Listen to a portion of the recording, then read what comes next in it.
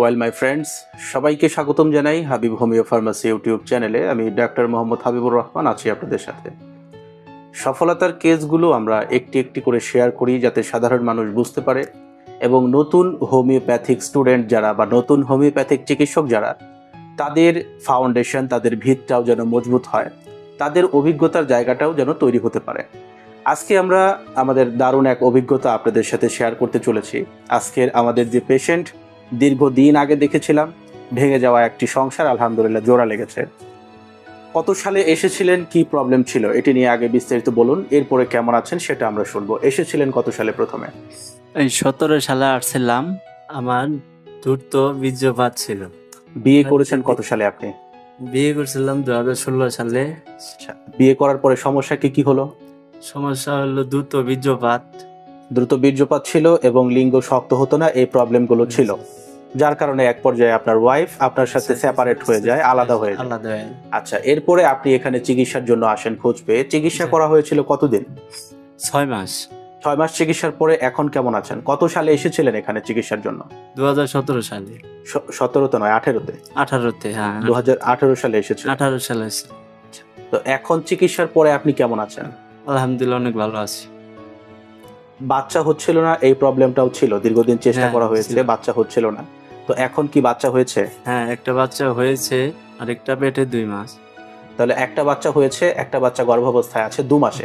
আজকে কেন এসেছেন এখানে চেম্বারে? আজকে আমার বন্ধুর সাথে নিয়ে আসছি। বন্ধুর কি সমস্যা আছে? বন্ধুরও পায়ে এই সমস্যা, দ্রুত বীর্যপাত ছিল, এর লিগে বন্ধুকে নিয়ে এসেছে। দ্রুত বীর্যপাতের সমস্যা এবং বাচ্চা ধরনের। আচ্ছা, তাহলে আজকে বন্ধুকে নিয়ে চিকিৎসার জন্য এসেছেন। বন্ধুর বাচ্চা হচ্ছে না, আপনার আলহামদুলিল্লাহ এখানে চিকিৎসা করিয়ে একটি বাচ্চা হয়েছে। এখন আবার আপনার ওয়াইফ 2 মাসের প্রেগনেন্ট এবং আলহামদুলিল্লাহ যদি আল্লাহ চায় সুস্থভাবে আরেকটা বাচ্চা হবে। তো যে সংসারটা প্রায় ভেঙে যাওয়ার উপক্রম হয়েছিল, স্ত্রী চলে গিয়েছিল, সেই স্ত্রী আলহামদুলিল্লাহ ওই স্ত্রীর সঙ্গে আপনি এখন সংসার করছেন এবং একটি বাচ্চা হয়েছে, আরেকটি বাচ্চা পেটে আছে। সেম সমস্যা বন্ধুর থাকায় কোথায় 2018 সাল আর কোথায় 2025 সাল, আজকে 2025 সালে প্রায় 7 বছর পরে আবার আপনি চেম্বারে এসেছেন। তো এটাই আমাদের জন্য ভালোবাসার জায়গা। রোগীরা যখন ভরসা পেয়ে ভালোবেসে আমাদের কাছে আসেন, এটা আমাদের জন্য বড় পাওয়ার জায়গা। হোমিওপ্যাথিতে এই সমস্ত কেস কত সুন্দরভাবে ডিল করা যায়, আমরা একটির পর একটি অনেকগুলো কেস এর আগেও দেখিয়েছি, নতুন নতুন কেসগুলো নিয়মিতই দেখিয়ে চলছি। জুনিয়র হোমিওপ্যাথিক চিকিৎসক যারা আছে এদের মনোবল বৃদ্ধি হবে, সাধারণ মানুষ বুঝতে পারবে টেস্ট টিউব, আইইউআই এই ধরনের প্রসিডিওর ছাড়াও খুব সাধারণভাবে প্রাকৃতিকভাবেই হোমিওপ্যাথিক চিকিৎসার মাধ্যমে এই রোগগুলোকে সুস্থ করা যায়।